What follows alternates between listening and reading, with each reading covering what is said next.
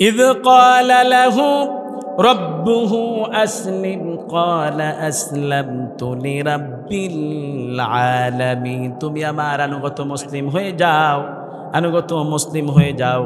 ইব্রাহিম নবী তখন বললেন, আমি আমার সারজাহানের মালিক আল্লাহ তাআলার পূর্ণ আনুগত স্বীকার করে নিলাম। সুবহানাল্লাহ বলেন। পরের আয়াতে আল্লাহ রাব্বুল আলামিন বললেন, ওয়া ওয়াসসা বিহা ইব্রাহিমু বানিহি ওয়া ইয়াকুব ইয়া বানিয়া ইন্নাল্লাহা আসতাফা লাকুমুদ-দীন ফালা তামুতুন্না ইল্লা ওয়া আনতুম মুসলিমুন। যে পথ ইব্রাহিম তার নিজের জন্য বেছে নিল, সেই পথে চলার জন্য সে তার সন্তানাদিদেরকে নসিহত করলেন। ঠিক একই পথ বেছে নিলেন ইয়াকুব আলাইহিস সালাতু ওয়াস সালাম, তিনিও তেনার সন্তানদেরকে একই নসিহত করলেন। ইয়াকুব আলাইহিস সালাতু ওয়াস সালাম তেনার সন্তানদেরকে বললেন, ও হে আমার সন্তানেরা, আল্লাহ তাআলা তোমাদেরকে এই ইসলামকে তোমাদের জন্য মনোনীত করে দিয়েছেন, সুতরাং আল্লাহর কাছে গ্রহণযোগ্য জীবন ব্যবস্থা যদি থাকে, এই ইসলাম একমাত্র আল্লাহর কাছে গ্রহণযোগ্য জীবন ব্যবস্থা। সুবহানাল্লাহ বিহামদি। কেননা আল্লাহ রাব্বুল আলামিন অন্য জায়গায় নিজেও বলেছেন, ইন্নাদ-দীনা ইনদাল্লাহিল ইসলাম, তোমার রবের কাছে ওইটাই গ্রহণযোগ্য যেটি হলো ইসলাম। সুবহানাল্লাহ বিহামদিহি। এজন্য ইসলাম এমন শিক্ষা দেয় যে মানুষের উপর নির্যাতন চালায় না। যদি চালাইতো, ভারত থেকে নিয়ে স্পেন পর্যন্ত 850 বছর এই মুসলমানরা দেশ শাসন করেছিল। আমরা যদি সংখ্যালঘুদের উপরে, যারা মিথ্যা অপবাদ দিচ্ছে বাংলাদেশের সংখ্যালঘু হিন্দুদের উপরে আমরা নাকি অত্যাচার চালাচ্ছি, এরা সবগুলি উগ্রপন্থী হিন্দু, সবগুলি উগ্রপন্থী হিন্দুর পাঁচটা কুকুর। কথা বলেন ঠিক কিনা? বাংলাদেশের কোথাও আমরা কখনো সংখ্যালঘুদের উপর অত্যাচার চালাই না, কেননা তারা আমাদের ভাই, আমরা তাদের উপর অত্যাচার চালাইতে পারি না। মুসলমান ভাইরা আমার, ইসলাম তা শিক্ষা দেয় আমাদের। ইসলাম এমন উদারতা শিক্ষা দিয়েছে আমাদের। দেখেন, তার জলজলতো একটি প্রমাণ, সিরিয়া থেকে পরাজিত বিতাড়িত রোমক সৈন্যরা তাদের তৎকালীন শক্ত ঘাঁটি মিশরের রাজধানী আলেকজান্দ্রিয়ায় গিয়ে অবস্থান নেয়। মুসলমানদের অগ্র অভিযান রুখে দেওয়ার জন্য সেখানে তারা তাদের সকল শক্তি কেন্দ্রভূত করেন। কিন্তু অদম্য সাহসী মুসলিম সেনাপতি ওমর ইবনুল আস রাদিয়াল্লাহু তাআলা আনহু সেখানেও তাদের সম্মিলিত শক্তিকে গুড়িয়ে দেন এবং অধিকৃত শহরের শাসনভার স্বহস্তে গ্রহণ করেন। তিনি সেখানকার খ্রিস্টান প্রজাদের তাদের ধর্মীয় কর্মকাণ্ডে পূর্ণ স্বাধীনতা নিশ্চিত করেন। একদিন সকালবেলায় খ্রিস্টান অধ্যুষিত আবাসিক এলাকায় হইচই পড়ে গেল। উত্তেজিত জনতা শহরের কেন্দ্রীয় স্থানে সমবেত হতে থাকে। এক বিশাল জনসভার আয়োজন করা হয়। সভা শেষে স্থানীয় পাদ্রীর নেতৃত্বে একটি প্রতিনিধি দল উমর ইবনুল আসের সঙ্গে সাক্ষাৎ করতে আসেন। উমর ইবনুল আস রাদিয়াল্লাহু তাআলা আনহু ওই জায়গার গভর্নর ছিলেন। তিনি তখন বললেন, ও পাদ্রী, জনগণের উত্তেজিত হওয়ার কারণ কি, খ্রিস্টানদের উত্তেজিত হওয়ার কারণ কি একটু বলো। পাদ্রী সব কিছু অবহিত করলেন। পাদ্রী ডাক দিয়ে বললেন, খলিফা, আপনি তো জানেন আমরা ঈসাকে আল্লাহর পুত্র বলে মানি এবং তার পূজা করি। আমরা তার পূজা করি। বাজারের কেন্দ্রীয় স্থানে ঈসা আলাইহিস সালাতু ওয়াস সালামের একটি বর্মর পাথরের মূর্তি নির্মিত ছিল। খ্রিস্টানরা পরম ভক্তি সহকারে তার পূজা করত। কিন্তু কে যেন গভীর রাত্রিতে সেই মূর্তির নাক ভেঙে দিয়ে চলে যায়। এজন্য খ্রিস্টানেরা বিজয়ী মুসলিম সম্প্রদায়ের কোনো উগ্র ব্যক্তিকে দায়ী বলে সাব্যস্ত করেন, সন্দেহ করেন, কিন্তু তাদের কাছে কোনো ডকুমেন্ট ছিল না। হযরত উমর ইবনুল আস ঘটনা পুরোপুরি শোনার পর তিনি বললেন, পাদ্রী, তোমার এই ঘটনার জন্য আমি গভীরভাবে ব্যথিত, লজ্জিত। পাদ্রী, শোনো, মুসলমানেরা মূর্তি পূজাকে সমর্থন করে না বটেই, তাই বলে অমুসলিম সম্প্রদায়ের কোনো উপাস্যকের অবমাননাকে কঠোরভাবে নিষেধ করে। ও পাদ্রী, তোমার এই ঘটনার জন্য আমি গভীরভাবে ব্যথিত, লজ্জিত। তুমি মূর্তির নাক মেরামত করে নাও। এই মেরামতের যত ব্যয়ভার বহন হবে সমস্ত খরচ আমি বহন করব। পাদ্রী বললেন, নবনির্মিত নাক সেখানে যুক্ত করা যাবে না। উমর ইবনুল আস বললেন, তাহলে পুরো মূর্তিটাই তৈরি করো। পাদ্রী বললেন, তাতেও ক্ষতিপূরণ হওয়ার সম্ভব নয়। পাদ্রীকে ডাক দিয়ে বলা হলো, পাদ্রী, কি দিয়ে ক্ষতিপূরণ তোমার হবে? পাদ্রী তখন বলল যে এই মূর্তির নাক ভাঙার ক্ষতিপূরণ শুধুমাত্র একটাই পনায় হতে পারে, তা হলো আমরা আপনাদের মুহাম্মদের মূর্তি তৈরি করব এবং তার নাক আমরা ভেঙে দেব। উমর রাদিয়াল্লাহু তাআলা আনহু, উমর ইবনুল আস রাদিয়াল্লাহু তাআলা সমগ্র মুখমণ্ডল যেন রক্তবর্ণ ধারণ করলো। তেনার গা যেন ঝাঁকি দিয়ে উঠল। অগ্নি করা চোখের মধ্যে রক্তবর্ণ মণিটা বারবার ঘোরাফেরা করতে লাগলেন। তিনি অস্থির হয়ে পড়লেন। আসন ছেড়ে দিয়ে তিনি হাঁটতে আরম্ভ করলেন, পায়চারি করতে আরম্ভ করলেন। তেনার গা সবসময় ঝেঁকে উঠতেছিল, বারবার তেনার হাত তরবারি কোষের উপরে যাচ্ছিল। তিনি অতি সংযতে নিজের হাতটাকে গঠিত করে রেখেছেন। তিনি বারবার চিন্তা করলেন নবীজির আদর্শের দিকে, যে এই জায়গায় রাগান্বিত হলে চলবে না, কেননা আমি শাসক। তিনি হাত তরবারি থেকে সরায় নিলেন, ঠান্ডা পানি দিয়ে মুখমণ্ডল ধুয়ে নিলেন। এই জায়গায় একটা হ্যাকমত রয়েছে, কোনো গোলাম যদি রাগান্বিত হয়ে যায়, হাই টেম্পারেচারের রাগ যদি মাথার উপরে উঠে যায়, সেই গোলাম যেন ঠান্ডা পানি দিয়ে সঙ্গে সঙ্গে মুখমণ্ডল ধুয়ে নেয়, নতুবা অজু করে নেয়, নতুবা পাঠ করে আউযু বিল্লাহি মিনাশ শাইতানির রাজিম। এই কালেমা, এই দোয়াটি, এই আয়াতটি পাঠ করবে। আউযুবিল্লাহ পাঠ করার সঙ্গে সঙ্গে রাগের হাই টেম্পারেচার থেকে 0 টেম্পারেচারে নামিয়ে আনবেন তিনি কে? আল্লাহ রাব্বুল আলামিন এই দোয়াগুলি আল্লাহর হাবিবের মাধ্যমে শিখিয়ে দিলেন, এই হিকমতগুলি শিখিয়ে দিলেন। ওমর ইবনুল আস ঠান্ডা পানি দিয়ে মুখমণ্ডল ধুয়ে নিলেন, ঠান্ডা ও বিশদ ভরা মন নিয়ে আসনে গিয়ে বসলেন। ডাক দিয়ে বললেন, ও পাদ্রী, তুমি আমাদের নবীর মূর্তি তৈরি করতে চাও, যেই নবী মূর্তি পূজার বিরুদ্ধে সারা জীবন আন্দোলন করেছে, মূর্তি পূজা থেকে মানুষদেরকে ইসলামের পথে ডেকে এনেছে, আর সেই নবীর মূর্তি তৈরি করতে চাও, তাও আবার আমাদের চোখের সামনে। এমন কথা শোনার আগে, এমন দৃশ্য দেখার আগে আমাদের মৃত্যু হওয়া উচিত, আমাদের পরিবার পরিজনদের মৃত্যু হওয়া উচিত, আমাদের সহায় সম্পত্তি সব ধ্বংস হয়ে যাওয়া উচিত। ও পাদ্রী, তুমি যদি তোমার এই প্রতিশোধ, নাক ভাঙার প্রতিশোধ যদি নিতে চাও, একটি পুনরায় নিতে পারো, তা হলো তুমি যে কোনো জীবিত মুসলমানদের নাক কেটে নিতে পারো। আমরা নাক কেটে দিতে প্রস্তুত আছি, কিন্তু তবু আমাদের নবীজির মূর্তি আমরা জীবিত থাকা অবস্থায় বানাইতে দেব না। সুবহানাল্লাহ বিহামদিহি। কত বড় কথা বললেন! পাদ্রী সর্বশেষ সম্মতিতে রাজি হয়ে গেল। পরের দিন সকালবেলায় জমজমাট দরবার শরীফ, লক্ষাধিক ইহুদি খ্রিস্টানরা সমবেত হয়েছেন, মুসলমানদের নাক কেটে নেবেন, তাদের মূর্তির নাক ভাঙার বদৌলতে জীবিত মানুষের নাক কাটা হবে। ওই জায়গায় ওমর ইবনুল আস রাদিয়াল্লাহু তাআলা আনহু লক্ষাধিক মানুষের সামনে দিয়ে হেঁটে যায়। মঞ্চ তৈরি করা হয়েছে, পাদ্রী শাস্তি দেওয়ার জন্য, প্রতিশোধ নেওয়ার জন্য বসে আছেন। ওমর ইবনুল আস খলিফা, তিনি চলে গেলেন, মাথা নিচু করে চলে গেলেন। সেই জায়গায় মঞ্চে দাঁড়িয়ে বললেন, ও পাদ্রী, তুমি হচ্ছে খ্রিস্টানদের প্রধান, আর আমি হচ্ছে মুসলমানদের প্রধান। এদের শাসনের দায়িত্ব আমার কাঁধের উপরে বহন আছে। আমার ক্ষমতা থাকা অবস্থায় তোমাদের মূর্তির অবমাননা হয়েছে, এর শাস্তি স্বরূপ হিসাবে তোমাদের মূর্তির নাক ভাঙা হয়েছে। এই নিন পাদ্রী, আমার তরবারি আপনি হাতে নিন, আর আমার নাকটি আপনি কেটে নিন। পাদ্রী নিজের তরবারিটা হাতে নিয়ে ধার পরীক্ষা করছেন। সেই সময় সকল মানুষজন অবাক বিস্ময় নীরব রুদ্ধশ্বাসে তাকিয়ে আছেন, চোখের পানিগুলি ফেলছেন, কেউ কোনো কথা বলতে পারছেন না। মুসলমান ভাইরা আমার, সকল মুসলমানরা দেখছেন মুসলমানদের খলিফাকে নাক কাটা হবে, কেউ কোনো কথা বলে না, সকলেই নিচুপ বেড়ে আছেন। সেই সময় একটা যুবক দাঁড়িয়ে গিয়ে বলল, পাদ্রী থেমে যান, থেমে যান, খবরদার খবরদার, আমাদের খলিফার নাক কাটবেন না। তিনি এই কথা বলতে বলতে দৌড় দিয়ে মঞ্চের দিকে এগিয়ে চলে আসতেছেন। আসার পরে বললেন, এই নেন আপনাদের মূর্তির নাক, মূর্তির নাক আমি ভেঙেছি, আমাদের খলিফার কোনো দোষ নাই, তার নাক আপনি কাটবেন না। এই নিন আমার নাক, আপনি আমার নাক কেটে নিন। পাদ্রী তখন বলল, তরবারিটা নিয়ে দূরে ছুঁড়ে ফেলে দিয়ে বলল, কি বাহ, চমৎকার মুসলমানদের এই শাসন ব্যবস্থা, মুসলমানদের আচার আচরণ, কি নবীর শিক্ষা পেয়েছে তারা।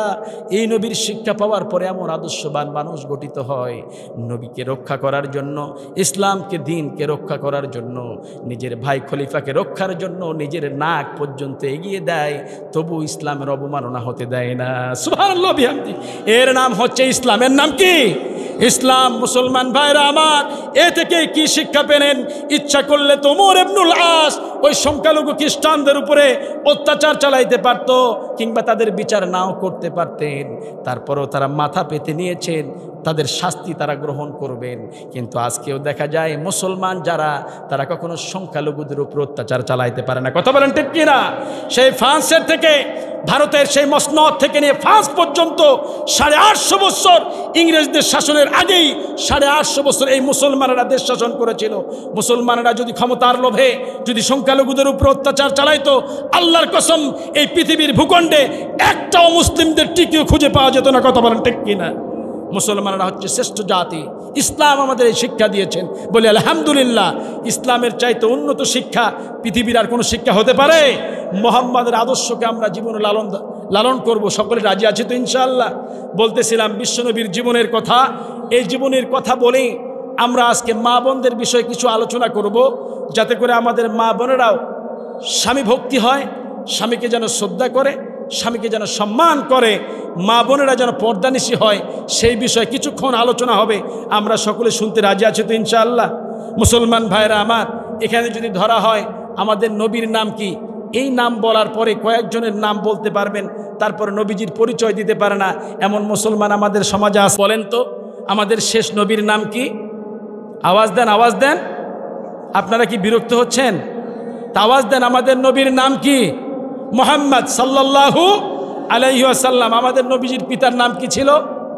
আব্দুল্লাহ। মাতার নাম আমেনা, দুধমার নাম হালিমা সাদিয়া। নবীজির দাদার নাম ছিল আব্দুল মুত্তালিব। কিন্তু নবীজির আরও একজন মা আছে, এটা কি জানেন আপনারা? তিনি এক নয়, দুই নয়, 1 থেকে নিয়ে 50 বছর অবধি পর্যন্ত বিশ্বনবীকে দু চোখের আড়াল হতে দেন নাই।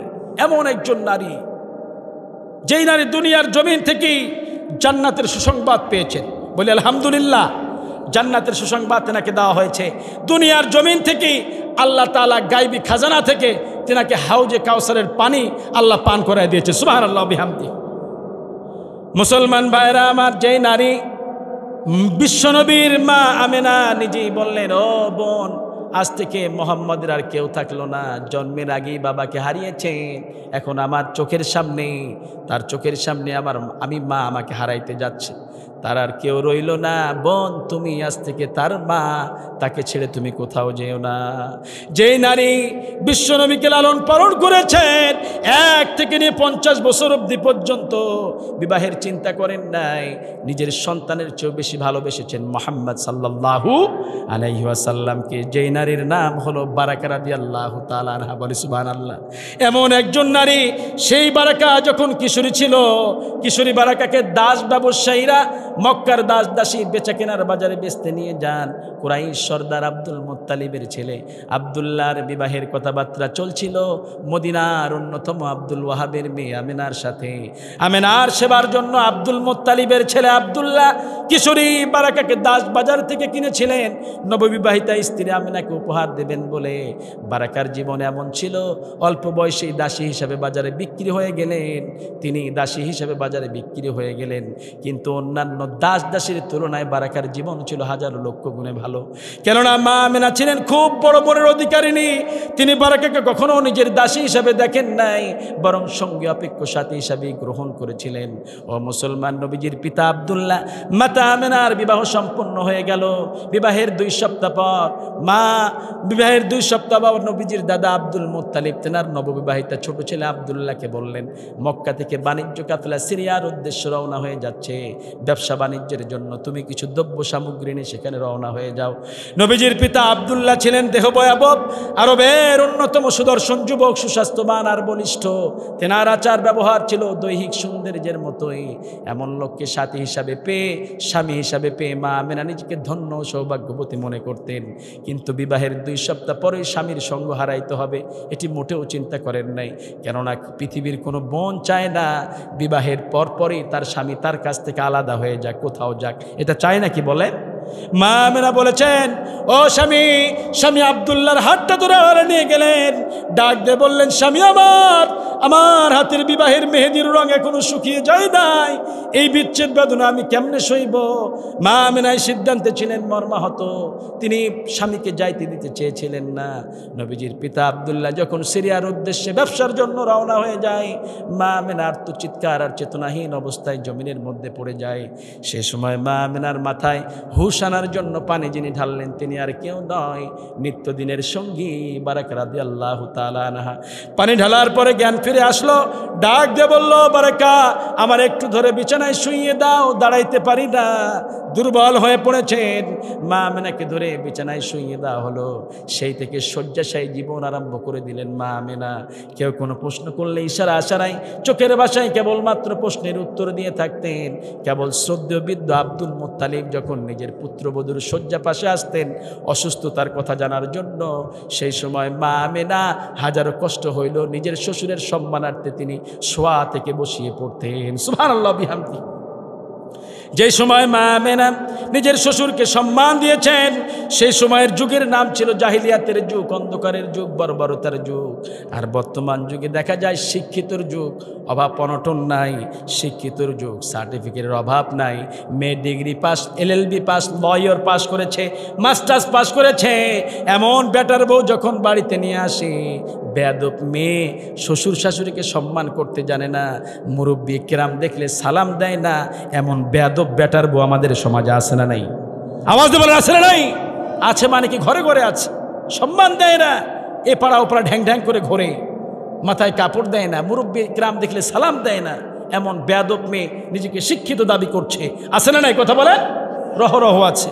নিজের শ্বশুরকে দেখলে চেয়ারের উপরে পা তুলে বসে থাকে, সম্মান দিতে শেখে নাই। কোন বংশের মেয়ে তুমি? নিজে সার্টিফিকেট অর্জন করেছো, মুরব্বি কেরাম দেখলে সালাম দিতে হয় এটাও জানো না। এই দোষটি কার? দোষটি আপনার। আপনি আপনার সন্তানকে ধলো চামড়া মেয়ে দেখে বিয়ে দিয়েছেন, মেয়ের পর্দাপোশিতে দেখেন নাই। আর যুবকেরা তো পাগলা, ধলো চামড়া পড়িয়া যদি ব্যাপারদ অবস্থায় গালে আটা টাটা লাগায় যদি ঘরে, ওই যুবক মনে করে এই মেয়ে খুব ভালো, মিয়া ওই মেয়েরা নিয়ে এসে তো ঘরে সুখের সংসারে তুষের আগুন জ্বালিয়ে ওরা ছাড়খাড় করে ফেলবে। কথা বলেন ঠিক কিনা? অশান্তির কপানলা আপনাকে ফেলে দিবে। ঘরটি তো জান্নাতখানা হবে ওই সময় যখন একজন পর্দানিশী নারী আপনার বউ হয়ে আসবে। বেপর্দা নারী আসলে ওই ঘরে ওরা আগুন জ্বালায় দিবে, পিতামাতার সঙ্গে গন্ডগোল লাগিয়ে দিবে। যদি একটু টাকা পয়সা ভালো হয়, দেখবেন যে গ্রামের বাড়িতে আমি থাকতে পারবো না, যদি আমাকে নিয়ে তুমি সংসার করতে চাও শহর বন্দরে চলো। এই বুড়া বুড়ির এত সেবা যত্ন আমার আর ভালো লাগে না, বলে কি বলে না? বলে। দেখবেন বাংলাদেশের 80% ধনাঢ্য ব্যক্তি যারা যারা শিক্ষিত বেশি, তাদের পিতামাতাই সবগুলি বৃদ্ধাশ্রমে আছে। কথা বলেন ঠিক কিনা? রিক্সা চালক, ভ্যান চালক, কুলি, দিনমজুর, এদের পিতামাতা একটাও বৃদ্ধাশ্রমে নাই। কেননা রিক্সা চালক জানে সারাদিন রিক্সা চলে গিয়ে আমি আমার মায়ের হাত দুইটা খাবো, আমি আমার বাবার আদর নেব, আমি আমার বাবার শাসন নেব, এই চিন্তা থেকে ডাল ভাত খায়, তবু আল্লাহ শুকর আদায় করে। আর টাকা পয়সা দিয়ে সন্তানকে বিদেশে পাঠিয়েছেন, লয়ার পাস করিয়েছেন, LLB কমপ্লিট করিয়েছেন, সেই সন্তান আপনার পাশে থাকে না। সে আপনাকে বৃদ্ধাশ্রমে রেখে সন্তান অট্টালিকার মধ্যে আরাম আয়েশে দিন যাপন করছে। কি শিক্ষা দিলেন সন্তানকে?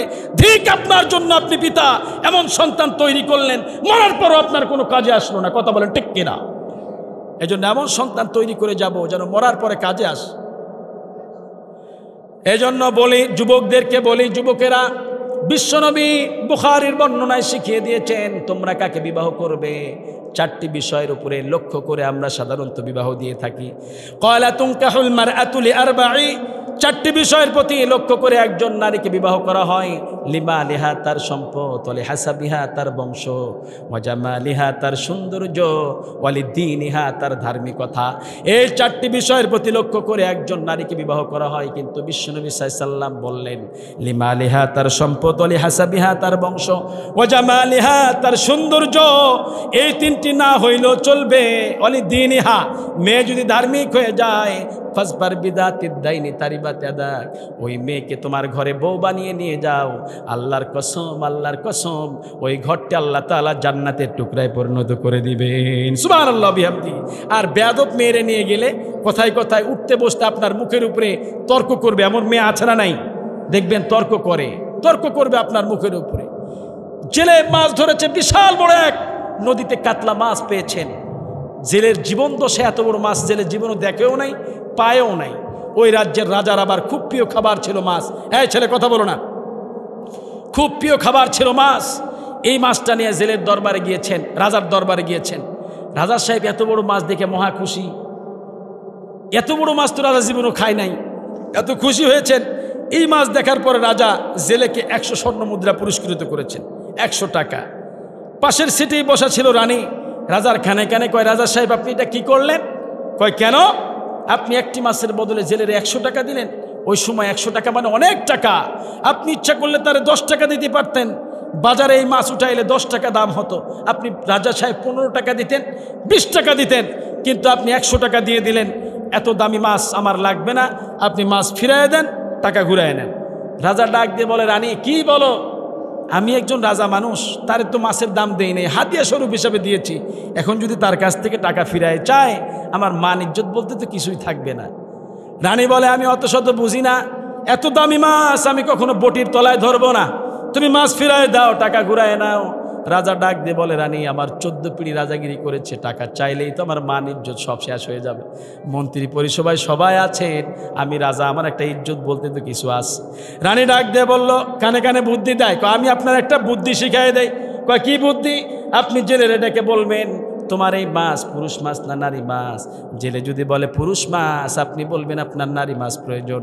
যদি বলে নারী মাছ, আপনি বলবেন আপনার পুরুষ মাছ প্রয়োজন। দুইটার মধ্যে একটা বলবে, বাধ্য হয়ে জেলে মাছ ফিরাই নিয়ে যাবে, টাকা ঘুরাই দিয়ে যাবে। রাজা তো মহা খুশি, রানী তোমার মাথায় যে এত বুদ্ধি আমি তো আগে জানতাম না। সুপ্রভাত, ধন্যবাদ দিয়া জেলেরে ডাক দাও, জেলে এইদিকে আসো। জি মহারাজ, তোমার তো একটা কথা বলতে স্মরণ নেই, আমি তো এখন অনেক মানবিস করে খাই, আমার তো বলতে স্মরণ নাই, তোমার এই মাছ পুরুষ মাছ না নারী মাছ? জেলে এবার ভয় ভয় থমথম উত্তর দেয়, রাজা সাহেব আমার এই মাছ পুরুষ মাছও না নারী মাছও না, আমার এই মাছ হচ্ছে হিজড়া মাছ। উপস্থিত জনগণ কে থামায় কার হাসি? রানীমাও মুখে কাপড় দিয়ে হাসতেছে। রাজা এই জেলের বিচক্ষণতার উত্তর শুনে জেলের আরো 100 টাকা পুরস্কৃত করছে। 200 টাকা নিয়ে জেলে বাড়ি পথে রওনা হয়ে যায়। রানী তো জেলের উপরে তেলে বেগুনে ভেজে আছে, মনে হয় পাইলে তেলে ভেজে খেয়ে ফেলবে, এমন পরিস্থিতি। রাজদরবারের গেট পার হতে না হতে জেলের পকেট থেকে 1 টাকার কয়েন রাজদরবারের গেটে পড়ে যায়। জেলে ওই টাকার কয়েনটা তুলে চুমু খায়, কপালে লাগায়, পকেটে ঢোকায়। রানী তো সুযোগ পেয়ে গেল, রাজা দেখুন আপনার জেলে কত লোভী, একটি মাছের বদলে তার আপনি 200 টাকা দিলেন, তারপরও তার লোভ সামাল হলো না। 1 টাকার কয়েন আমাদের রাজদরবারের গেটে পড়ে গিয়েছে, কত মানুষ সেই পথ দিয়ে যাতায়াত করে, তারা নয় উঠায় নিত। আপনার জেলে এমন লোভী, এমন লোভী যে 1 টাকার কয়েন পড়ে গিয়েছে, ওইটা আবার তুলতেছে, চুমু খায়, কপালে লাগায়, পকেটে ঢোকা, আপনি তারে শাস্তি দেন। রাজা বলল, ঠিকই তো, এই বেটা জেলে তুই এত লোভী কেন? এদিকে তোর শাস্তি হবে, তোরে তো শুলিতে চড়াই দেব। 1টি মাছের বদলে তোরে 200 টাকা দিলাম, তারপরও তোর লোভ সামাল হলো না।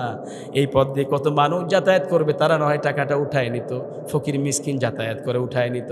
তুই টাকা তুললি বকিলের মতো চুমু খাইলি, কপালে লাগাইলি, পকেটে ঢুকাইলি, তোরে আমি ফাঁসি দেব। জেলে ডাক দিয়ে বলে, রাজা আমারে ফাঁসি দিবেন না কি দিবেন, কোনো আপত্তি নাই, আপনার টাকার প্রতি আমার কোনো লোভ নাই, শেষ কথাটি আমার শুনুন। কি বলবি? শেষ ইচ্ছার কথা বলে ফেল। এবার জেলে ডাক দিয়ে বলে, রাজা আপনি 1টি মাছের বদলে আমারে 200 টাকা দিয়েছেন, আমার জীবন দশায় আমি এত বড় মাছ পাই নাই, এই প্রথম পেয়েছি। আপনি মাছ পছন্দ করেন, আপনি আমাদের রাজা মহারাজ, আপনাকে এই মাছটা আমি হাদিয়া দিতে নিয়ে এসেছিলাম, টাকার লোভে আসি নাই। আপনি আমারে খুশি হয়ে 200 টাকা দিয়েছেন, 1টি টাকার কয়েন আপনার গেটে পড়ে থাকলে আমার টাকার প্রতি কোনো লোভও ছিল না। কিন্তু আমি চিন্তা করে দেখলাম ওই পথ দিয়ে কত মানুষ যাতায়াত করে, ওই মানুষের পায়ের তলা ওই টাকাটি পড়বে অজান্তেই। ওই টাকার কয়েনের মধ্যে আমার রাজা এবং রানীমার নাম লেখা আছে।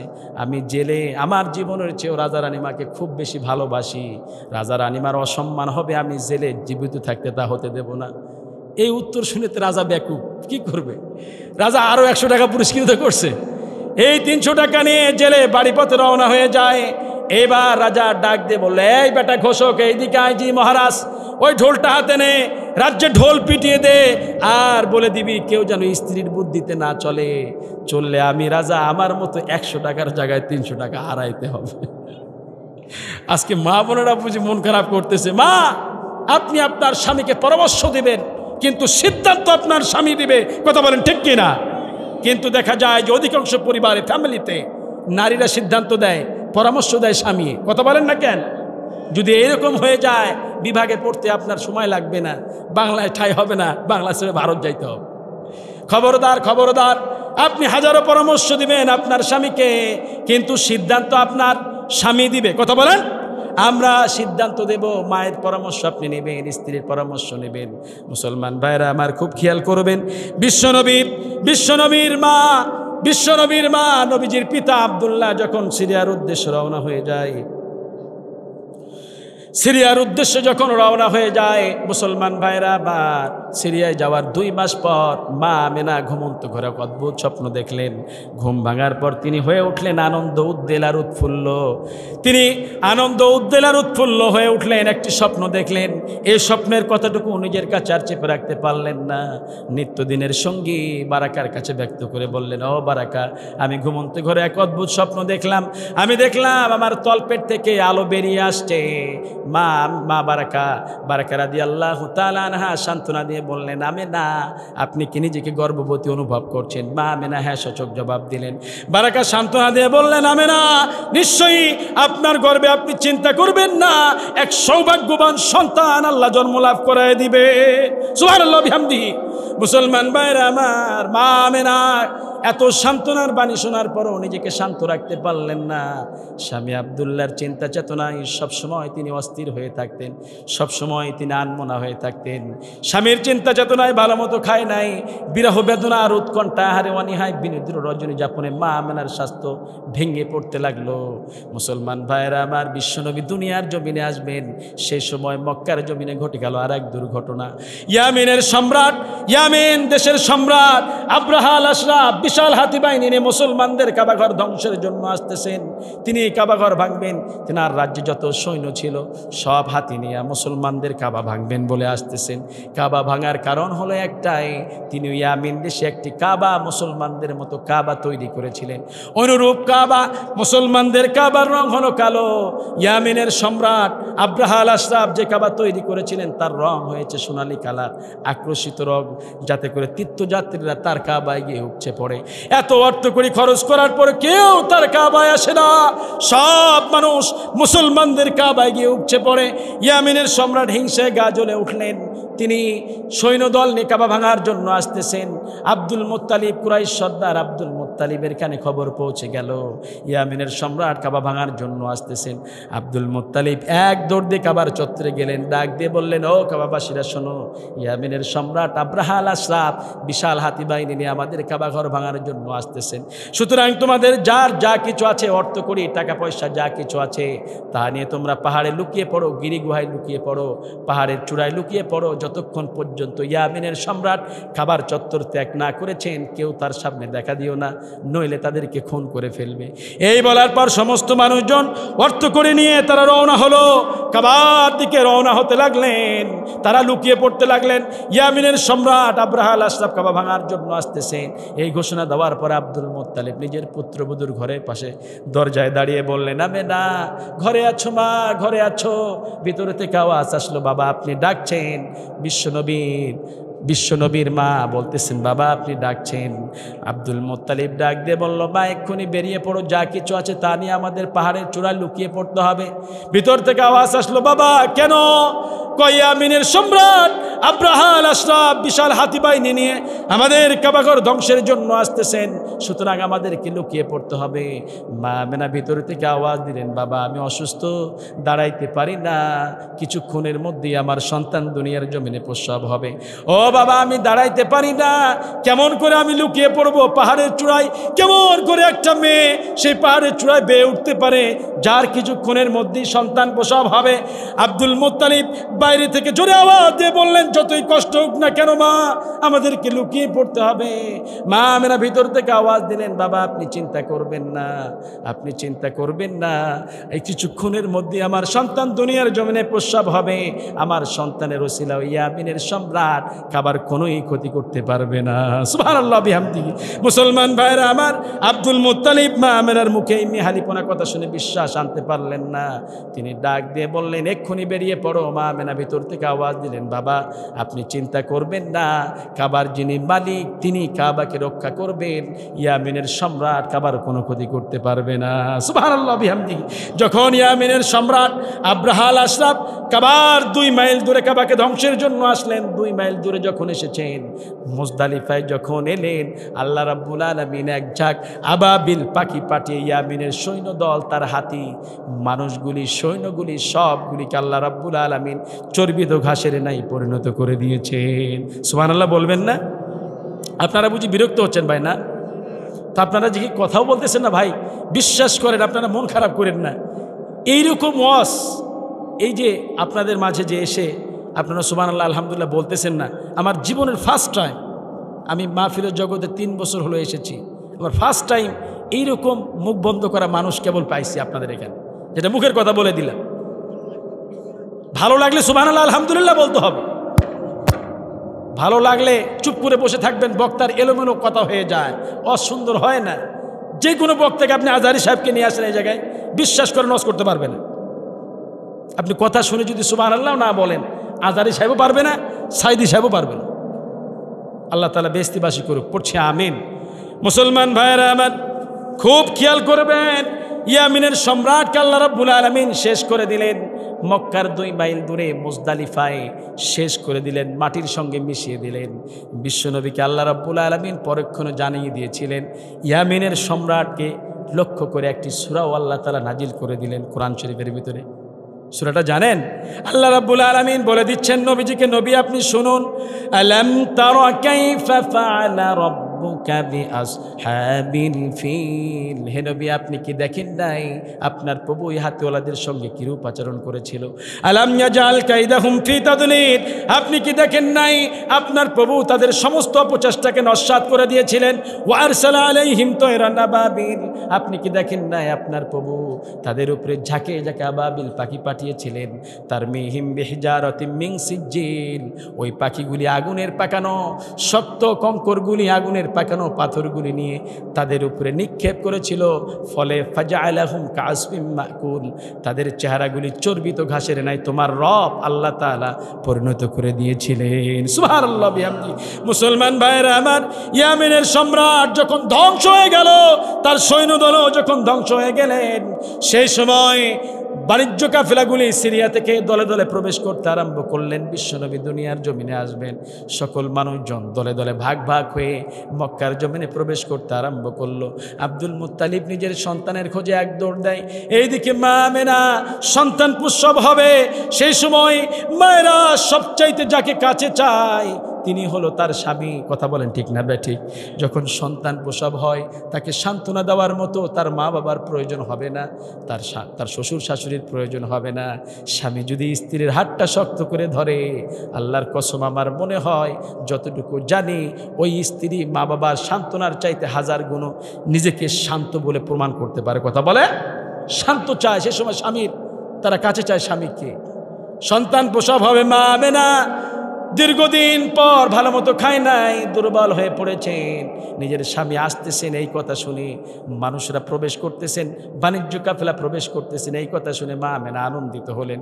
নিজের নিত্যদিনের সঙ্গী বারাকাকে বললেন, ও বারাকা, আমার স্বামী আসতেছে। সকলের স্বামী সকলের স্ত্রীর কাছে যায়, সকল বাবারা তাদের সন্তানের কাছে মিলিত হচ্ছে, কিন্তু আমার স্বামী আব্দুল্লাহ এখনো আসছে না কেন? আব্দুল মুত্তালিব কাফেলার লিডারদের কাছে বলতেছে, আমার সন্তান আব্দুল্লাহর কোনো খবর পেয়েছো নাকি? কেউ কোনো নির্ভরযোগ্য খবর দিতে পারে না। একটি কাফেলা বাকি ছিল, লাস্ট কাফেলা, শেষ কাফেলা ছিল। আব্দুল মুত্তালিব দৌড় দিয়ে কাফেলার লিডারের কাছে গেলেন, গিয়ে বললেন, আমার সন্তান আব্দুল্লাহর কোনো খবর পেয়েছো নাকি?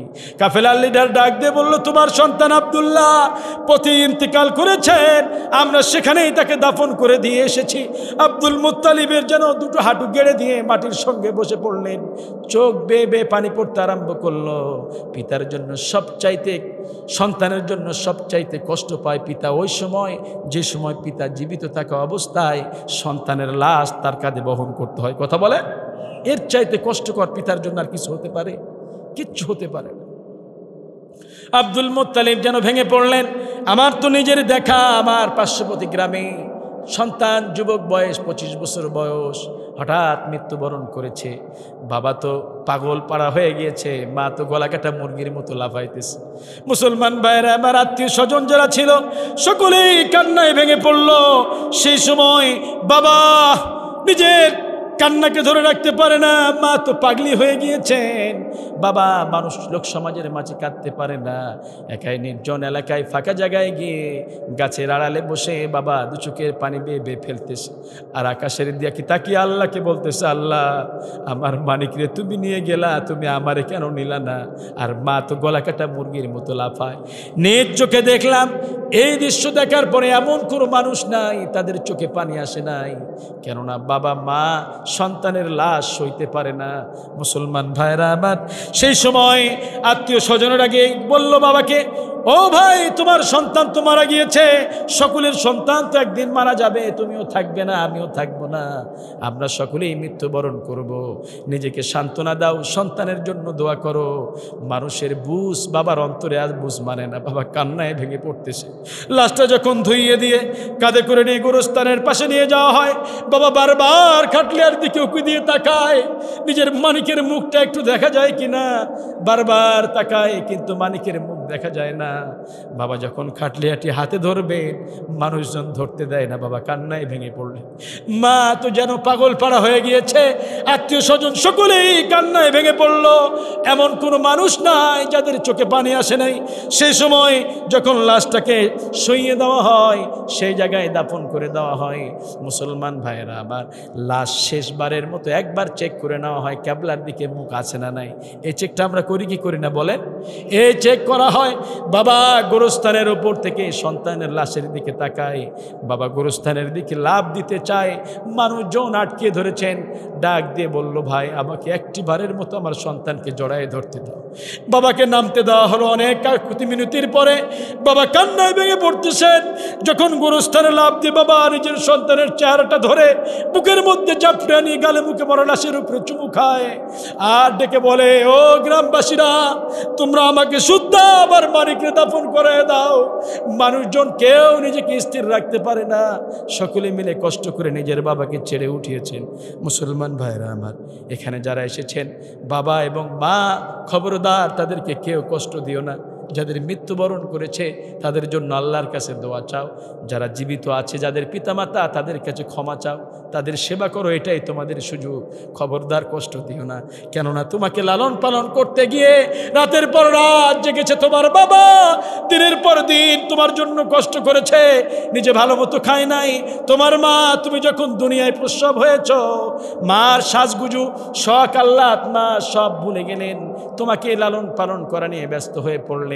তোমার বাবা একটু কোথাও আনন্দ উল্লাসের জন্য সফরে যেতেন, সেটাও যা বন্ধ করে দিল, কেননা তোমার সামনের ভবিষ্যৎ যেন সুন্দরভাবে চলতে পারে, এই জন্য বাবা কামায় রোজগারে লিপ্ত হয়ে যায়। কথা বলেন ঠিক কি না? আচ্ছা, এখানে যারা এসেছেন, কারা কারা পিতা মাতা হারিয়ে ফেলেছেন কিংবা পিতা হারিয়েছেন, আমার সঙ্গে একটু হাত তুলে দেখেন তো ভাই। আমি মুসাফির মানুষ দেখতে চাই। আহা আল্লাহ, শিবপুরবাসী, বগুড়া জেলার মানুষ, কেউ হাত নামায় না, আমি দোয়া করবো, হাত নামায় না, হাত উঠা। পিতা কেউ হারিয়ে ফেলেছে, কেউ মাকে হারিয়ে ফেলেছে। আল্লাহ, তুমি এতিমদের হাতগুলি দেখো। আল্লাহ, গভীর রাত্রিতে তোমার নবীর এতিমের কথা আমরা বলছি। আল্লাহ, এরাও এতিম হয়ে পড়েছে। আল্লাহ, তাদের পিতামাতার কবরগুলি আপনি জান্নাতের ফুল বাগিচা বানায় দেন, পড়ছি আমিন। এই সন্তানদেরকে তুমি 5 ওয়াক্ত নামাজি বানায় দেন, পড়ছি আমিন। মুসলমান ভাইরা আমার, আব্দুল মুত্তাহিদ হাত নামায় নেন, হাত নামায় নেন। আল্লাহ, আপনাদের পিতামাতার রূহ মাগফিরাতের জন্য আমরা দোয়া করবো ইনশাআল্লাহ। মুসাফির মানুষ আমি, আল্লাহ 3 জনের দোয়া খালি হাতে ফিরায় দেয় না। এখানে মৌলানা সাহেব আছেন, আরও আছেন মৌলানা সাহেব, তো মঞ্চেও বসা আছেন। 3 জনের দোয়া আল্লাহ খালি হাতে কখনো ফিরায় দেয় না। এক হলো মুসাফিরের দোয়া, পিতামাতার দোয়া, মাজলুম ব্যক্তির দোয়া। এই 3 জনের দোয়া চাইতে দেরি, আল্লাহ কবুল করতে দেরি নেই। মুসলমান ভাইরা আমার, তাফসিরে ইবনে কাসিরের ভিতরে এই দোয়াটি লেখা আছে, ইবনে মাজাহ শরীফের হাদিস। কোনো এক ব্যক্তি এই দোয়া পাঠ করলো, প্রতিমধ্যে ফেরেশতারা এসে বান্দার আমল নামায় সোয়াব লিখবেন, কিন্তু ফেরেশতারা ভেবে পাচ্ছেন না কতগুলি সোয়াব দিবেন। সুবহানাল্লাহ বললেন না? তারা তো তখন আল্লাহর কাছে ফিরে গেলেন, গিয়ে বললেন, আল্লাহ, আপনার এক গোলাম এই দোয়া পাঠ করেছে, এর বদৌলতে আমরা তার আমল নামায় কতগুলি সোয়াব দেব। আল্লাহ বললেন, আমার গোলাম কি এমন দোয়া পাঠ করেছে তাই বলে তোমরা সোয়াব দিতে দ্বিধাবোধ করছো? আল্লাহ সব কিছু জানেন কি জানেন না বলেন? আল্লাহু আলিমুম বিযাতিস সুদূর, মানুষের অন্তরে কি পোষণ হয় না হয় সব কিছুর খবর রাখেন তিনি কে? আরো জোরে আওয়াজ দিয়ে বলতে হবে কে? সে আল্লাহ বান্দার প্রশংসা শুনতে ভালোবাসেন। এজন্য আল্লাহ বললেন, আমার গোলাম কি এমন দোয়া পাঠ করেছে। কেননা বান্দার যখন প্রশংসা আল্লাহর কাছে করা হয়, ওই গোলামের দিকে আল্লাহ গুনার দিকে তাকান না, গোলামের গুনার দিকে তাকান না, যেন গুনাহগুলি আল্লাহ তাআলা নেকের দ্বারায় ভরপুর করে দেন।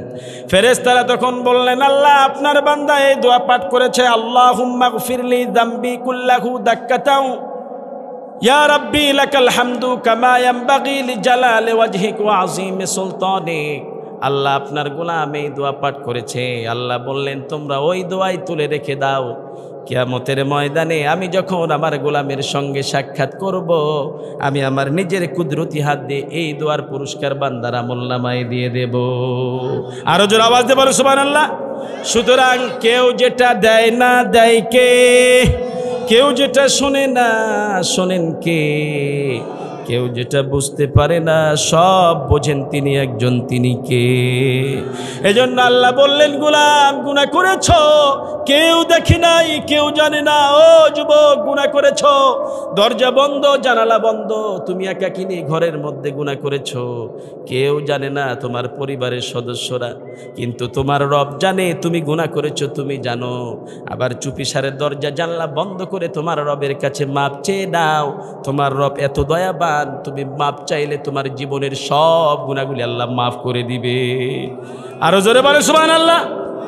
এজন্য বিশ্ব নবী সাল্লাল্লাহু আলাইহি ওয়াসাল্লাম গুনাহ মাফের জন্য দোয়া শিখিয়ে দিলেন। বুখারীর বর্ণনায় আল্লাহর হাবিব সাল্লাল্লাহু আলাইহি ওয়াসাল্লাম বলেছেন এই দোয়া পড়ে মাপ চাও আর বলো আল্লাহুম্মা গফিরলি যামবি কুল্লাহু দাক্কাতাও ওয়া জিল্লাতাও ওয়া আউওয়ালাহু ওয়া আখিরাহু ওয়া আলানিয়াতাহু ওয়া সিররা। হে আল্লাহ আমার জীবনের সব গুনাহ মাফ করে দেন, আমার ছোট গুনাহ বড় গুনাহ, আগের গুনাহ পরের গুনাহ, প্রকাশ্য গুনাহ গোপনীয় গুনাহ, এত গুনাহ করেছো গোলাম আমার কাছে মাপ চাও, তওবা পড়ো। তওবার মতো তওবা পড়লে আমি আল্লাহ তোমার জীবনের সব গুনাহ খাতাগুলি মাফ করে দেব। সুবহানাল্লাহ। আমরা যেন গুনাহ মাপ চেয়ে নিয়ে আল্লাহর কবরে যেতে পারি, আল্লাহ কবুল করুন, পড়ছি আমিন। গুনাহ নাই এমন মানুষ আছে বলেন? আজকে আমরা এই মাহফিলে আসতে পেরেছি, আসতে পেরে খুশি না নারাজ? দেখেন তো ভাই, আপনার আমার মতো শরীরে রক্ত টকবকে যুবক হাসপাতালের বেডে পড়ে আছে, দাঁড়াইতে চায় দাঁড়াইতে পারে না, আছে না এমন? আমি তো অনেক দেখেছি যে যুবক কি শক্তিবান ছিল, আজকে দেখা যায় যে লাঠির ঢোকা দিয়ে চলতেছে। গতকাল একজনকে থ্রেট দিয়েছে আগামীকাল সকালবেলার সূর্য তোকে দেখতে দেব না, কিন্তু দেখা যায় ঘুম থেকে সে আর দাঁড়াইতে পারে না, চোখ ঘোরে কথা বলতে পারে কিন্তু তার পা আর হাত ওঠে না। এমন মানুষ আছে না? আমাদের মাঝেও অনেক বয়োজ্যেষ্ঠ মুরব্বী কেরাম, অনেক মা বোনেরা আছেন অসুস্থ, যেনারা বাড়িতে হাসপাতালের বিছানায় কিংবা বাড়ির বিছানায় শুয়ে আছেন, তেনাদেরও মন চায় দাঁড়াইতে পারে না, মাহফিলে আসতে চায়, মন কাঁধে, কিন্তু আল্লাহ তাআলা আমাদেরকে সুস্থ রেখে এই মাহফিলে কবুল করেছেন। এজন্য আমরা সকলে খুশি আছি তো ইনশাআল্লাহ? যারা যারা খুশি আছি এই মাহফিলকে আমরা ধন্য করতে চাই, আল্লাহ তাআলার তাকবীর ধ্বনি দিয়ে রাজি আছি ইনশাআল্লাহ? সকলে এই মাহফিলটাকে ধন্য করতে চাই। কারা কারা ধন্য করতে চান আমার সঙ্গে দুখানে হাত উঁচু করে দেন, আল্লাহকে দেখায় দেন, বলেন লিল্লাহি তাকবীর। আওয়াজ পিছন দিক থেকে আসে না, সামনের আওয়াজ ঠিক আছে, বলেন লিল্লাহি তাকবীর, লিল্লাহি তাকবীর। আল কোরআনের আলো, আল হাদিসের আলো, নারে তাকবীর। জাগ্রত ঈমান জেগে উঠেছে শিবপুরবাসীর, গলার কণ্ঠ আল্লাহ তাআলা বাড়িয়ে দিয়েছেন। এই কণ্ঠ যেন আল্লাহ তাআলা মওত পর্যন্ত সঠিক রাখেন, আল্লাহ কবুল করুন, পড়ছে আমিন। যেনাদের আন্তরিকতার বদৌলতে দীর্ঘ দিনের প্রচেষ্টার ফলে এত সুন্দর জান্নাতি বাগান আমাদেরকে এই শিবপুরবাসী উপহার দিয়েছেন, তেনাদের জন্য আমাদের অন্তরে দোয়া আছে না নাই? আমরা কি দোয়া করতে পারি? দোয়া করতে পারি এটাই, আল্লাহ তাআলা যেন সে সমস্ত ভাইদের, তেনার পরিবার পরিজন যেনারা আছেন প্রত্যেকের পিছনের গুনাহ খাতাগুলো আল্লাহ মাফ করে দেন, পড়ছি আমিন। আজকে এই জান্নাতি বাগানে সকলকে আল্লাহ কবুল করেন না, আমাদেরকে কবুল করেছেন। জানি না আগামীকাল কে আমাদের মাঝ থেকে হারিয়ে যাবে। সুতরাং কোরআন এবং হাদিস থেকে আমরা কথা আলোচনা করব, বিশ্বনবীর জীবনী থেকে কথা বলবো। 1 ঘন্টা সময় আপনাদের মাঝে চেয়ে নিচ্ছি, সকলে মিলে আখিরি মোনাজাত অবধি পর্যন্ত থাকবো তো ইনশাআল্লাহ? আল্লাহ কবুল করুন, পড়ছি আমিন। মুসলমান ভাইরা আমার, আজ ইসলাম থেকে মানুষেরা দূরে, অনেক দূরে সরে পড়েছে ইসলাম থেকে। কারণ হচ্ছে এটাই, আপনার ছোট্ট সন্তানকে, সোনামণিকে আপনি ছোটবেলায় তাকে ইংলিশ মিডিয়ামে পড়াচ্ছেন, কিন্তু বাচ্চার হাতটা ধরে আপনি মসজিদের বক্তব্যে নিয়ে যান না, মাদ্রাসায় নিয়ে যান না, সর্বপ্রথম শ্রেষ্ঠ কেতাবের জ্ঞান তাকে আপনি বুঝায় দেন না। বুঝায় দেন কি? মানুষের বানানো তন্ত্র মন্ত্র রচিত মতবাদ, মানুষের বানানো কিতাবগুলি তাদেরকে শেখানো হয়। সুতরাং এ থেকেই দেখা যায় যে সেই ছোট্ট বালকটি আস্তে আস্তে যুবকে পরিণত হয়ে যায়, তখন ইসলামের ডাকে তাকে ডাকলে সে আর সাড়া দেয় না। কথা বলেন ঠিক কিনা? এজন্য আমাদের সন্তানদেরকে কোরআন শিক্ষার বিকল্প কোনো কিছু আছে? আমাদের মাঝেও অনেক লোক আছে কোরআন পড়তে পারেন, এমন লোক নাই? দেখবেন কোরআন পড়তে পারেন এমন লোকও আছে। আপনি জানেন আপনাদের এই যে আদমডিগি বাজারে, সামনে বাজার, এই বাজারে দুইজন যুবক ছেলে একজন আর একজনকে চা খাইতে খাইতে প্রশ্ন করে, তুই জানিস তোদের বড়জোর শিবপুর কিংবা আদমডিগি বাজারে এই মাদ্রাসাগুলিতে বড়জোর কয় পাড়ার হাফেজ আছে? 10 পাড়া, 20 পাড়া, 30 পাড়া, এর ঊর্ধ্বে তো আর নাই। তুই বগুড়ায় জামিল মাদ্রাসায় গিয়ে দেখবি সেখানে বড় বড় হাফেজ আছে, 50 পাড়া 70 পাড়া পর্যন্ত হাফেজ আছে। আফসোস, মুসলমানের সন্তান কোরআন কয় পাড়া এটাই জানে না, এমন মুসলমান আমাদের সমাজে আছে না নাই? দেখবেন অনেক আছে, রহ। আবার অনেক মুসলমান দেখবেন নিজেকে বিশ্বনবীর আশেক বলে দাবি করায়, কিন্তু বিশ্বনবীর পরিচয় দিতে পারে না, এমন যুবক পোলাপান মুসলমান আছে না নাই? দেখবেন হলিউড বলিউডের সুপারস্টার তারকা তারকি ভষ্টা নষ্টাদের 14 গোষ্ঠীর 12টা সে এখান থেকেই বলতে পারবে, কিন্তু বিশ্বনবীর পরিচয় দিতে পারে না, এমন নালায়েক নির্বোধ মুসলমান আছে না নাই? দেখবেন রহ আছে। আপনাদের এই গ্রামে এখানে কে কথা বলে? কথা নিষিদ্ধ করেন, ওয়াজ চলাকালীন কথা হবে না। ভলেন্টিয়ার ভাইরা যেনারা আছেন মাহফিলের দায়িত্বে, মাহফিলের আশেপাশে কথা হবে না। কথা হলে বক্তার কথা হেরে যায়, এলোমেলো হয়ে যায়, এখানে কোনো কথা হবে না। যদি একান্তই কথা বলতো আমাকে রিসিভ দিবেন, লিখে কথা বলবেন না। তো যাই হোক, আস্তে কথা বলে সেরে নিতে পারি ইনশাআল্লাহ। তো বিশ্বনবীকে চেনে না এমন লোকও আমাদের সমাজে আছে। আপনাদের এলাকায় তাবলিগ জামাতের লোক আসে না মসজিদে? আসে, নিজের খেয়ে পড়ে অর্থ করি খরচ করে মানুষদের দাঁড়ে দাঁড়িয়ে গিয়ে মানুষদেরকে নামাজের জন্য দাওয়াত দেয়, নিঃস্বার্থ। এটা একটা নবীদের সিলসিলা, বলি আলহামদুলিল্লাহ। এই যে দাওয়াত দিচ্ছেন, কয়েকজন তাবলিগ জামাতের লোক এসেছেন এক মসজিদে, আপনাদের এই শিবপুর মসজিদে কিংবা বিভিন্ন মসজিদে গিয়েছেন। তো ফজরের নামাজের পর গ্রাম্য অঞ্চল তেনারা বের হয়েছেন মানুষদেরকে দাওয়াত দিবেন। তো কিছু কিছু মানুষ আছে তাবলিগ জামাতের লোকজন দেখলে একজন আর একজনকে কয় ভাগ, কয় কেন? না ভাগলে তোর ধৈরা মসজিদে নামাজ পড়াইতে নিয়ে যাও। এই জন্য চা খাইতে খাইতে চা থুয়া দৌড় দেয়, এমনও মুসল্লি পাওয়া যায়, আছে না? আছে।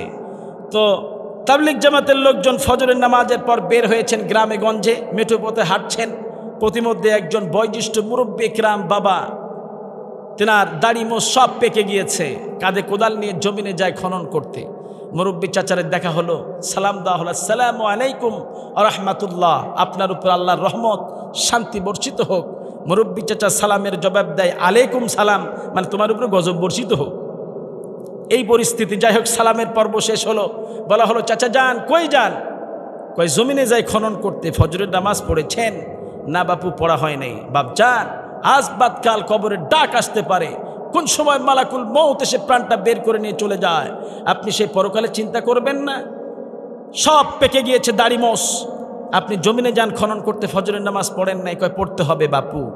মুরব্বী চাচারে বলা হলো, চাচা যান, আমাদের দিনের নবী কত কষ্ট করেছেন, ইসলামের জন্য, দিন প্রতিষ্ঠার জন্য নিজের রক্ত ঝরিয়েছেন, দমদান মোবারক শহীদ হয়েছে। সেই নবী নামাজের জন্য কত কষ্ট করলো, উম্মতদের জন্য নসিহত করলেন, সেই নবীর চিন্তা করবেন না? কথায় কথায় এসে যায়। চাচা জানকে বলা হলো, চাচা যান, বলেন তো আমাদের শেষ নবীর নাম কি? মুরব্বী চাচা বলে, বাপজান, আমি গ্রামের মুখ্য সূক্ষ্ম লোক, শহর বন্দরের সব খবর কি আমাদের কানে আসে? আগে তো শুনেছিলাম আমাদের নবীর নাম ছিল বড় পীর আব্দুল কাদের জিলানী, এখন নতুন করে যে কে নবী নিযুক্ত হলো আমি বলতে পারবো না বাপ। আমার কথা আপনারা বুঝতে পারছেন? বোঝা যায়, ক্লিয়ার বোঝা যায়, ক্লিয়ার বোঝা যায়। আসলে দেখেন, বিশ্বনবীর পরিচয় দিতে পারে না এমন লোক আমাদের সমাজে আছে। অথচ কবরে যখন মৌতাকে নামানো হবে, বলা হবে বিসমিল্লাহি ওয়া আলা মিল্লাতি রাসূলুল্লাহ। আবার যখন নামিয়ে দিয়ে দাফন শেষে আমরা যখন মাটি দিয়ে বাড়ি পথে রওনা হয়ে যাই, সল জবাব নেওয়ার জন্য মুনকার নাকির এসে হাজির হয়ে যায়। বিশ্বনবীর ছবি দেখানো হবে, বলা হবে মা কুনতা তাকুনু হাদার রাজুল, এই লোকটিরে চেনো? যদি ইমানদার হয়ে যায় বলবে হাদা নবিয়ুনা মুহাম্মদ সাল্লাল্লাহু আলাইহি ওয়াসাল্লাম। বেঈমান হলে বলবে এটা আমার অমুক নেতা টাকলা মুরাদ, কিংবা বলবে এটা আমার ওই মমতাজ ভষ্টা নেতা।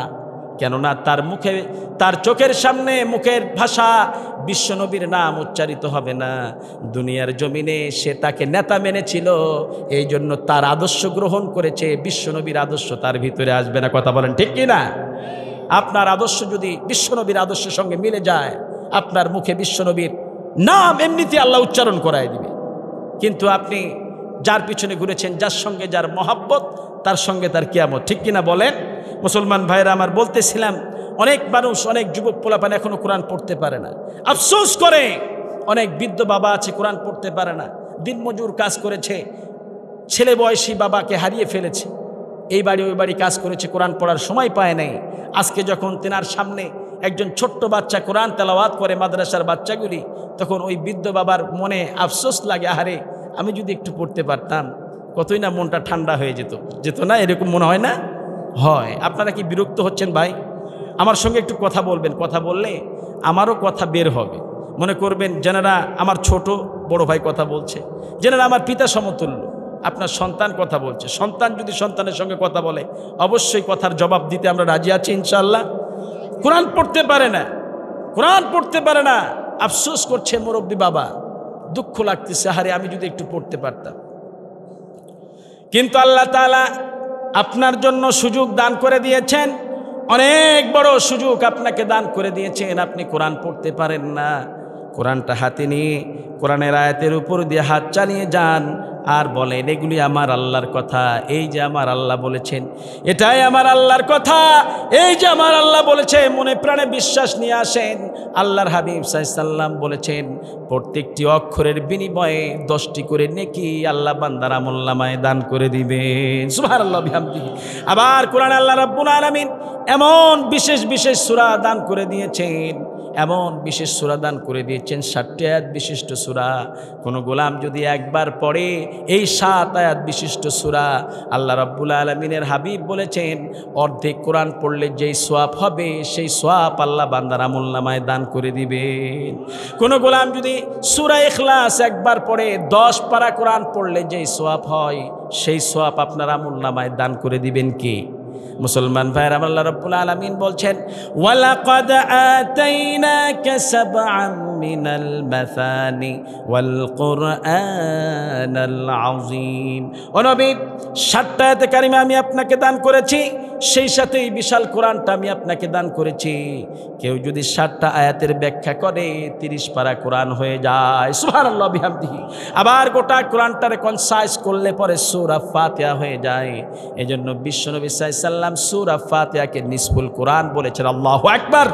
কোরআনের অর্ধেক, কোরআনের কি অর্ধেক। আপনি সূরা ফাতিহা পড়বেন না, নামাজ কবুল হবে না। তবে সূরা ফাতিহা ছাড়া আমরা একটা নামাজ পড়ি, সেটি কোন নামাজ বলেন তো? জানাজার নামাজ, তাও আবার 3 ইমাম পড়েন না।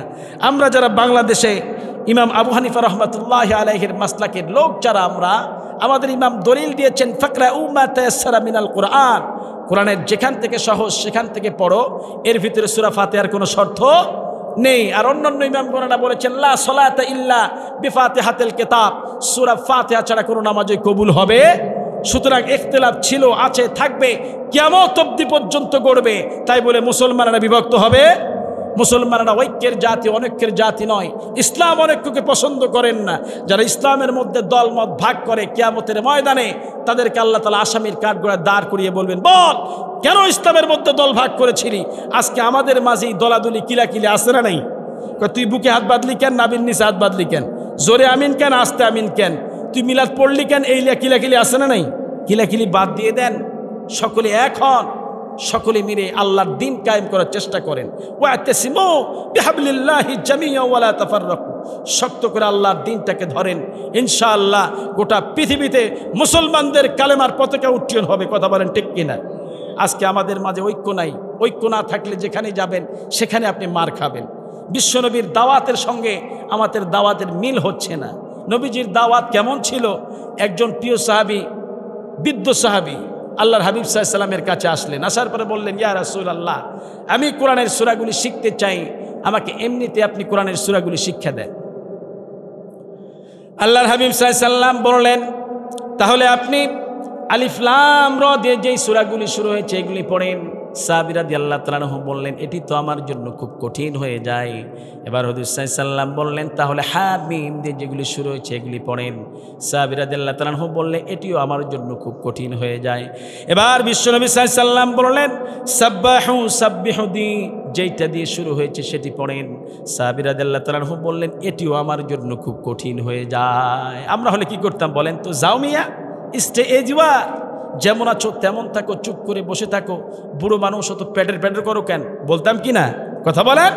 আহারে মদিনার প্রেসিডেন্ট, সারা পৃথিবীর শ্রেষ্ঠ মানুষ, কোনো বিরক্তি নেই। এবার হুজুর সাল্লাল্লাহু আলাইহি সাল্লাম বললেন তাহলে আপনি আমার সাথে কোরআনের অর্ধেক যেই সূরা পড়লে কোরআন অর্ধেক পড়ার সওয়াব পাওয়া যায় এমন সূরা পড়েন। সাহাবী রাদিয়াল্লাহু তাআলা আনহু চুপ করে আছেন।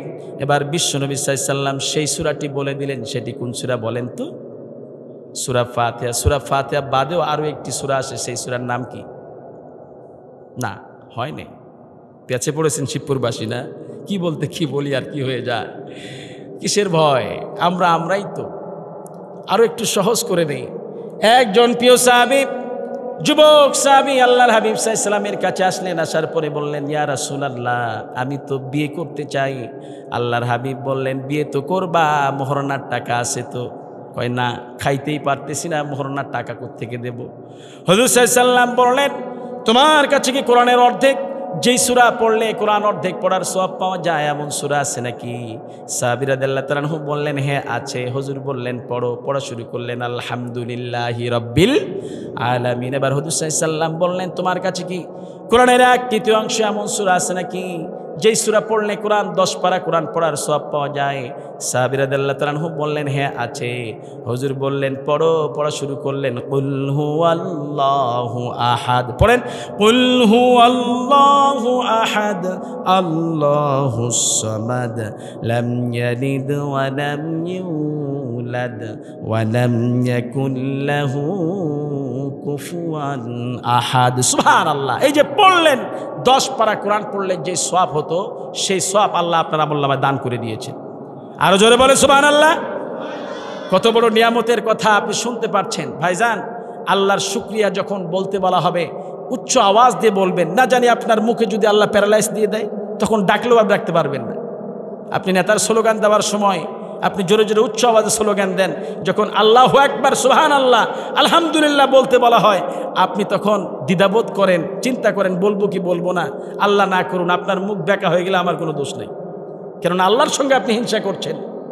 আপনি জোরে আওয়াজ দিয়ে বলতে পারছেন না। আরো জোরে বলেন সুবহানাল্লাহ, বলেন আলহামদুলিল্লাহ, বলি আল্লাহু আকবার। আল্লাহ কবুল করুন, পড়ছে আমিন। আল্লাহ সকলকে সুস্থ রাখুন, সকলকে নেক হায়াত দান করুন, পড়ছে আমিন। এবার বিশ্বনবী সাল্লাল্লাহু আলাইহি সাল্লাম বললেন তোমার কাছে কি কোরআনের অর্ধেক আরও একটি সূরা যেই সূরা পড়লে কোরআন অর্ধেক পড়ার সওয়াব পাওয়া যায় এমন সূরা আছে নাকি? এবার সাহাবী রাদিয়াল্লাহু তাআলা আনহু চুপ করে আছেন। বিশ্বনবী সাল্লাল্লাহু আলাইহি সাল্লাম এবার সেই সূরাটি বলে দিলেন। সেটি কোন সূরা শিবপুরবাসী বলেন তো? পেঁচে পড়তেছেন না? কি না কি বলি, এতগুলি মানুষ আছেন। এক স্যার ছাত্রকে ডেকে বলতেছে ওয়ান্ডারফুল বানান করো। ছাত্র এ থেকে জেড পর্যন্ত পড়েছে। স্যার কয় কি খবর? ছাত্র কয় স্যার ওয়ান্ডারফুল বানান করতে যে যে অক্ষর লাগে আপনারা দিয়ে দিচ্ছে, আপনি নিয়ে নেন। সুতরাং আপনারাও বলতে থাকেন, একটা করে বলতে লাগলে তো একটা লেগেই যাবে। হুজুর সাল্লাল্লাহু আলাইহি সাল্লাম এবার সেই সূরা পড়ছেন। আল্লাহর হাবিব বলছেন এই 3 সূরা যার আমলে থাকবে সে কখনো জায়গায় ব্যবসায়ী তো হলাম, টাকাওয়ালা হলাম, লোকে তো আমার চেনে না, এবার একটু ভোটে দাঁড়াইতে হবে। শুরু করে মেম্বারি থেকে। মেম্বার হওয়ার পরে মনে আসা জাগে যদি একটু চেয়ারম্যান হইতে পারতাম। চেয়ারম্যানের পর আবার মনে আসা জাগে যদি একটু এমপি হইতে পারতাম। এমপির পরে আবার মনে আসা জাগে যদি মন্ত্রী হইতে পারতাম। আরে আশার শেষ নাই, কেন এত আশা? আবার মন্ত্রী হইতে পারলে যদি প্রধানমন্ত্রী হইতে পারতাম, প্রধানমন্ত্রী হইতে পারলে সব জায়গায় যদি আমার নামগুলি থাকতো, আমার স্ট্যাচু থাকতো, কত ভালো হতো। নিজেকে রেখে যেতে চাই চিরস্থায়ীভাবে, কিন্তু এমন একটি সময় চলে আসে নিজেকে ধরে রাখার মতো সাধ্য কারো। হঠাৎ করে চলে আসলো একটা মরণ গাড়ি, এসে ধাক্কা মারলো একটি মাইক্রোবাসের পিছনে, অকালেই ঝরে পড়লো আপনাদের এই আদমডিগির রাস্তায়, বগুড়ার রাস্তায় কিছু লোকের প্রাণ। রমজান মাস, বাসায় বলে এসেছিল, বিবি রে আমি দুপুরবেলা এসে ভাত খাবো। কয়েকজন বন্ধু আছে আমার সাথে, রোজা রাখে নেই। গিয়েছিলেন কোন কাজে? কোনো খারাপ কাজের উদ্বোধনীর জন্য গিয়েছিলেন, কিন্তু লাশ হয়ে ফিরে আসলেন। বিশ্বনবী সাল্লাল্লাহু আলাইহি ওয়াসাল্লাম বলেছেন, তাহিয়্যুনা কামা তামুতুন, তুমি যে অবস্থায় মারা যাবা আল্লাহ তোমার সে অবস্থায় তুলে নিবে। তোমার মৃত্যু যদি হয় মসজিদের দিকে রওনা হওয়ার সময়, আল্লাহর কিয়ামতে তুমি তাসবিহ গুনতে গুনতে উঠে যাবে। তোমার মৃত্যু যদি হয় নামাজরত অবস্থায়, তোমার মতো খুশনসিব আর কারো নাই। আর তোমার মৃত্যু যদি হয় এমন এক অবস্থায়, যে অবস্থাটাকে আল্লাহ পছন্দ করেন না, তাহলে তোমার মতো হতভাগ্য দুর্ভাগা আর কেউ নাই। ঠিক না বেটে? কিসের পৃথিবী? কেন এসেছি? Why A game here, what's my purpose here? কেন এসেছি এই প্রশ্নের জবাবকে আজকে নিয়ে যাব। রাজি আছি তো ইনশাআল্লাহ? পৃথিবী আজকে হতাশ শুধুমাত্র মুসলমানেরা ছাড়া। আল্লাহু আকবার বলেন। পৃথিবীর কোথাও আলো নেই দুইটি জায়গা ছাড়া। নীল আর্মস্ট্রং চাঁদে গেলেন, বিজ্ঞানীদের বড় বিজ্ঞানী, তিনি চাঁদে গেলেন, গিয়ে বাইনোকুলার দিয়ে পৃথিবীর দিকে তাকালেন, দেখলেন darkness occupied the whole platter of the world. গোটা পৃথিবীটাকে অন্ধকার আচ্ছন্ন ধরে রেখেছে। পৃথিবীর কোথাও আলো নেই দুইটি জায়গা ছাড়া। আল্লাহু আকবার বলেন। তিনি দেখলেন গোটা পৃথিবী কুটকুটে অন্ধকার, বাইনোকুলার দিয়ে দেখলেন গোটা পৃথিবী অন্ধকার। শুধু দুইটি জায়গা থেকে বিচ্ছুরিত হয়ে আলো উপরের দিকে ছুটছে। ম্যাপ বের করে দেখে যেই দুইটি জায়গা থেকে আলো উপরের দিকে ছুটছে, একটির নাম মক্কা আর একটির নাম মদিনা। আল্লাহু আকবার। ভারতের একজন চন্দ্রবিজ্ঞানী, তিনি রিসেন্টলি কালেমা পড়ে মুসলমান হয়েছেন। তেনাকে প্রশ্ন করা হলো, আপনি মুসলমান হলেন কেন? তিনি বলেন, আমি অন্ধকার রাত্রিতে অনেক উপরে উঠেছিলাম, অনেক উঁচুতে উঠলাম, গিয়ে পৃথিবীর দিকে তাকালাম, দেখলাম নীল আর্মস্ট্রং যা দেখেছেন আমিও তাই দেখেছি। সুবহানাল্লাহ বিহামদি। চাঁদের বুকে নামলেন, দেখলেন চারটা ফাটা, ওয়ানশাক্কাল কামার। কোরআনের বর্ণনায় যে চারটা ফাটা, তিনি বিশ্বনবীর বায়োগ্রাফি পড়লেন। মক্কার কাফেররা যখন ইসলামকে অবিশ্বাস করছিল, তারা তখন বলল, গো মুহাম্মদ সাল্লাল্লাহু আলাইহি ওয়াসাল্লাম, আপনি যদি ইশারা দিয়ে শাহাদাত আঙ্গুল দিয়ে ইশারা দিয়ে আকাশের চাঁদকে দুই খণ্ড করে দিতে পারেন, আমরা আপনার উপরে ঈমান আনবো, আপনার সাথে সাথে কালেমা পড়ে আমরাও মুসলমান হয়ে যাব। বিশ্বনবী সাল্লাল্লাহু আলাইহি ওয়াসাল্লাম ওয়ানশাক্কাল কামার বলে আকাশের চাঁদকে ইশারা করলেন, আকাশের চাঁদ দুই খণ্ড হয়ে গেল। বিশ্বনবীর সেই ইশারা কিয়ামত অবধি পর্যন্ত চাঁদের গায়ে লেগে থাকবেন। সুবহানাল্লাহ বিহামদি। আল্লাহ রাব্বুল আলামিন বলছেন, ইদা জুলজিলাতিল আরদু জিলজালাহা, যখন প্রচন্ড বেগে জমিনটাকে এভাবে ঝাঁকুনি দেওয়া হবে। কে বলছেন? কথা বলেন।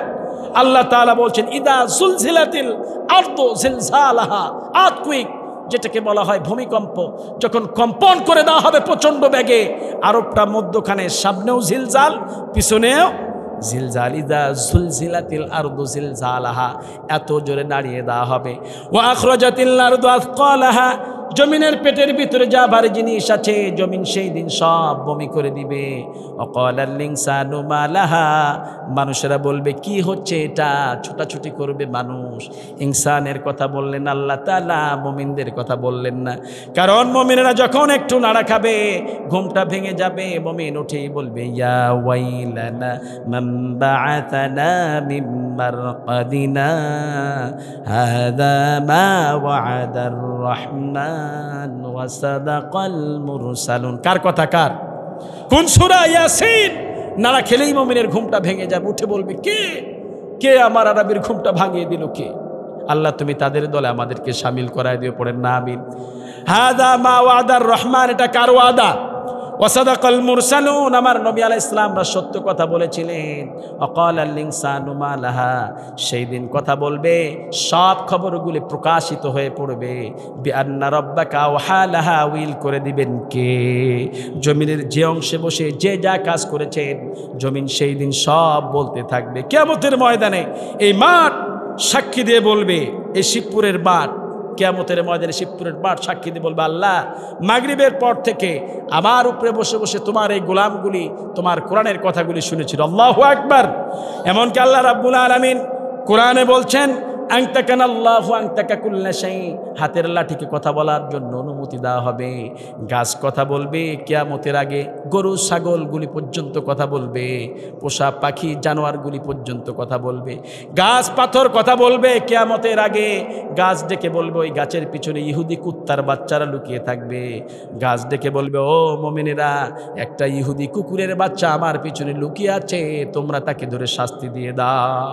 যে ইহুদি কুকুরের বাচ্চারা আজ ফিলিস্তিনি মুসলমানদের উপরে নির্মম নির্যাতন গোলাবর্ষণ করে পাখির মতো দুধের শিশুকে পর্যন্ত ছাড়ে নাই, মায়ের কোল থেকে ছিনিয়ে নিয়ে হত্যা করছে, কথা বলেন ঠিক কিনা? ইহুদি কুকুরের বাচ্চারা তারা মসজিদে আকসাকে দখল করার জন্য মুসলমানদের উপরে নির্বিচারে গোলাবর্ষণ করছে, ফসফরাসের মতো বোমা ব্যবহার করে দুধের শিশুকে পর্যন্ত ছাড় দেয় না। যুবক ভাইয়ের সামনে যুবতী বোনকে উলঙ্গ করে ধর্ষণ করা হয়। কি নির্যাতন, নির্মম নির্যাতন চালায় তারা। সেই ইহুদি কুকুরের বাচ্চারা কিয়ামতের আগে লুকিয়ে থাকবে, ওই যে গাছের পিছনে লুকাবে, আর গাছ ডেকে বলবে, মমিনদের, ও মমিনেরা, তোমাদেরকে তারা শাস্তি দিয়েছিল, আজ একটা ইহুদি আমার পিছনে লুকিয়ে আছে, তোমরা তাদেরকে ধরে ধরে শাস্তি দিয়ে দাও।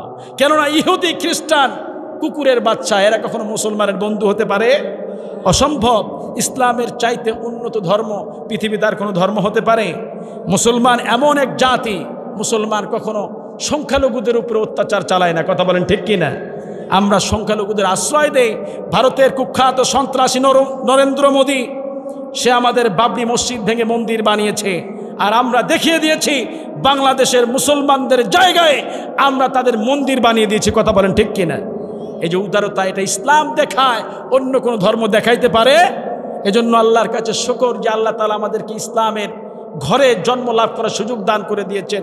পড়ি আলহামদুলিল্লাহ। পৃথিবীতে যত ধর্ম আছে সব ধর্মের চাইতে শ্রেষ্ঠ ধর্মের নাম কি বলেন?